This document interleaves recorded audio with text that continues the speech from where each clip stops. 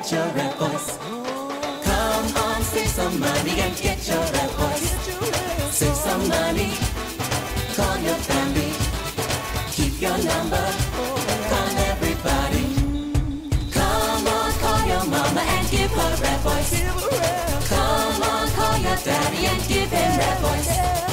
Call your brother, and your granny, call your cousin, and your auntie. Now everyone's got a choice, and we all know it's red voice for every woman and man all around our homeland. Switch to Red Voice for Hamaland, and now you can keep your number. You could win your mortgage and utilities for a full year. Red Voice, the better choice. Get your red voice. The National Security Minister on the defense on the issue of marital rape. And there would be no need for us to seek to hide anything that we are seeking to do. A man charged with murder has an exchange with the victim's family. A PLP MP calls on the government to resume hangings. Plus, the countdown begins to the big dance on Bay. We've got those stories and a whole lot more tonight. I'm Monique Toot, and NB12 starts now.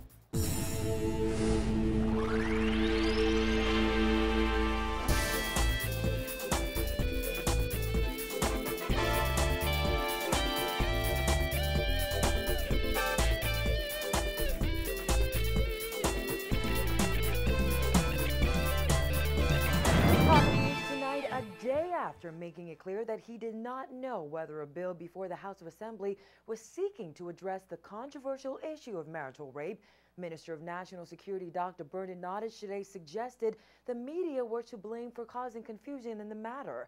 Christina McNeil has the details in this report.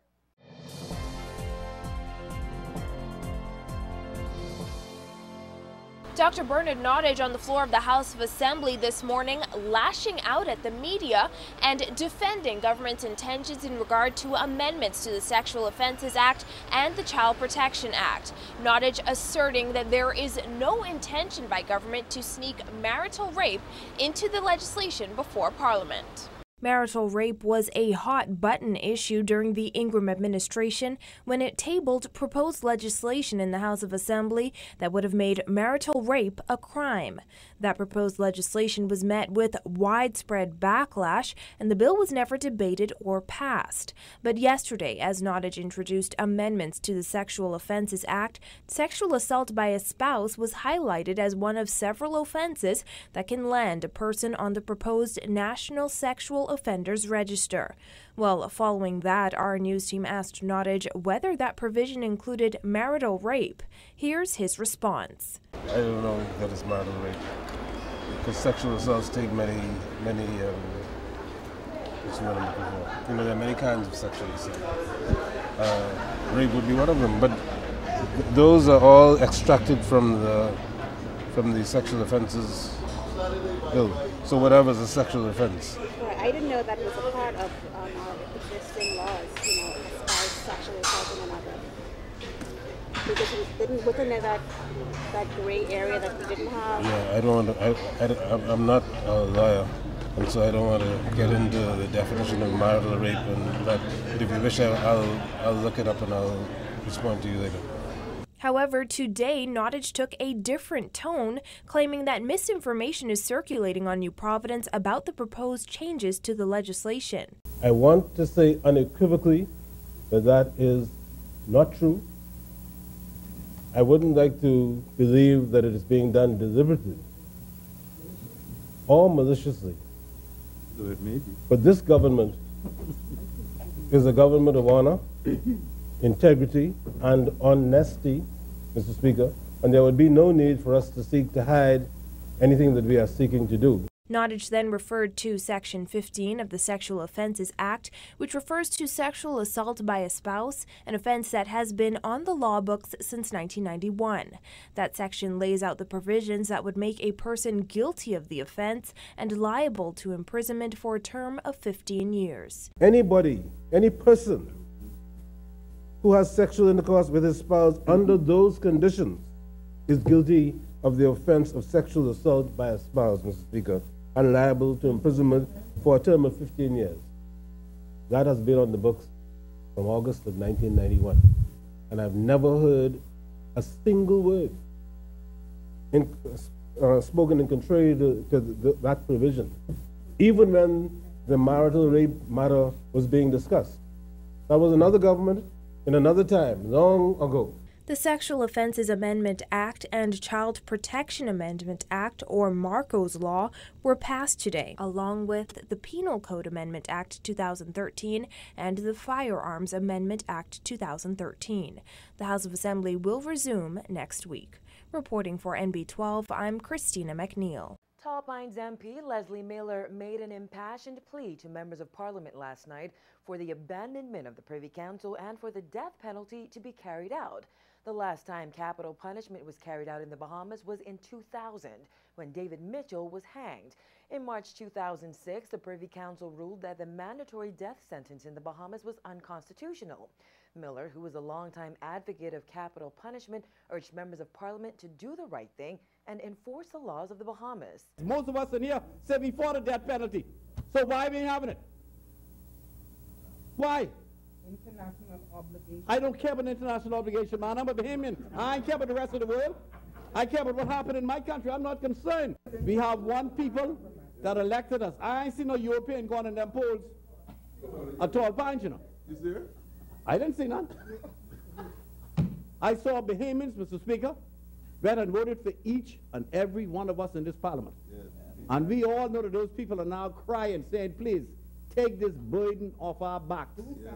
Protect us. Miller said criminals aren't getting tired and neither must lawmakers. What purpose do we serve, Mr. Speaker, when we refuse to carry out the death penalty for those who have taken these, ain't no good people. We have been convicted of murder, but if we ain't doing nothing about it, you think the criminals just can wake up and say, listen, man, I retire, I tired. You think that's what they can do? Fellas can get tired? They don't get tired. They ain't got nothing else to do. Michael MP V. Alfred Gray called for public hangings earlier this week and repeated his comments in the House of Assembly last night. He said he supports capital punishment, insisting the Bahamas may have to go to the extreme of hanging murderers on Bay Street. And as amendments were passed in Parliament today, the man convicted of young Marco Archer's death was in the magistrate's court. Murder convict Kofi Goodman was charged back in September with making death threats against 5 jurors who found him guilty of Marco's murder. He is also accused of violence towards a juror. Goodman, who is represented by attorney Terry Archer, elected to be tried in the magistrate's court. Now, his trial was expected to begin today, but was adjourned to March 17th at 11 a.m., continuing on March 19th at 10 a.m. Chief Magistrate Joyanne Ferguson-Pratt informed Goodman that he would return to court on January 13th to sort out any pretrial issues that may arise. Accusations flew in court today as the lawyer who represented Goodman appeared before a judge to answer contempt charges for his conduct during that trial. Jasmine Bonmi has the details. Attorney Jeffrey Farquharson, who represented Goodman from mid-April to early August, was back in court this morning to learn what consequences, if any, he would face during the conduct hearing. Goodman was found guilty of killing 11-year-old Marco Archer and was sentenced to death. Throughout the 3.5-month trial, Farquharson and Justice Bernard Turner had many tense exchanges. Justice Turner cited Farquharson for contempt in July after he ridiculed the court in front of the jury. Despite the citation, Farquharson continued to shout at Turner and point his fingers at him. Turner told Farquharson to return to court on November 26th regarding his conduct. But on that day, the hearing was adjourned until today, after court staff revealed the matter was delayed at the request of Farquharson, who had to leave the jurisdiction at the time. Today, Farquharson told the court that he didn't know why he was there. Farquharson also informed the court that he filed a writ accusing the judge of conspiracy to murder Goodman. He also produced case files as a part of his legal defense. The matter was adjourned to February 4th when Justice Turner will reveal the format the proceedings will take. Garvin Gaskin and Neil Brathwaite represent the Attorney General's office. Reporting for NB12, I'm Jasmine Bonami. Relatives of a man killed while changing his car tire last week came face to face with the man charged with his murder today. The brother of Latone Brennan had an angry exchange with 25-year-old Philano Williams as police officers escorted him into the court complex this afternoon. They don't come up here laughing, but you see no laughing game. Don't this ain't no laughing game about it. That's yeah. Wait, you better come around me, yeah? Philano Williams. This game, but stay there, yeah? A police officer is seen here consoling the victim's brother, who broke down in tears after Williams entered the court. Williams, who was represented by attorney Ian Cargill, is accused of intentionally causing Brennan's death. According to police reports, the victim and a female passenger were traveling along Carmichael Road on the night of Friday, December 6, when Brennan's car got a flat tire. Two men, one of whom was armed, allegedly approached Brennan as he was changing the tire, accosted him and shot him before running into nearby bushes. Police found Brennan slumped near his Honda Accord with multiple gunshot wounds. William was not required to enter a plea when he appeared before Chief Magistrate Joyanne Ferguson Pratt today. She informed the Sunset Park resident that his matter will proceed by way of voluntary bill of indictment and that he would be served with his VBI papers on March 11, 2014. Still to come, government intends to crack down on cash for gold businesses. The details of that story and more on the other side of the break.